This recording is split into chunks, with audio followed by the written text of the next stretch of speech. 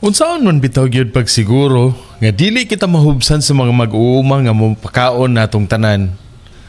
Diri sa Jolets Eco Garden sa Cambacay, Batuan, una nila nga gipakita nga may katigayunan sa pagpanguma.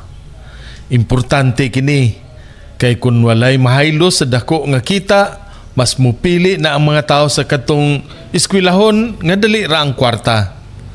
Ug subay sa K-12 nga technical vocational track, nanawat ang Eco Garden ug mga estudyante nga buot makat-on sa pagpanginabuhian sa pagpanguma. Kurso sa agri-crops production, animal production, aquaculture, organic agriculture, integrated pest management, bee culture, vermiculture ug daghan pang mga angay kat-unan sa mga mas produktibo nga pagpangumahan.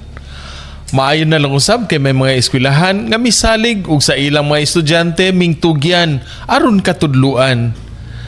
Kay kun may mga foreigner gani nga sa Pinoy nga pangumaganahan, unsa na lang kaha ang mga buot maningkamot nga masapian ug samtang makapakaon sa mga katawhan. Gikan diri sa Jolets sa Eco Garden sa Cambacay, Batuan, alang sa Maayong Balita Central Visayas, Ray Anthony Chu, PIA Bohol.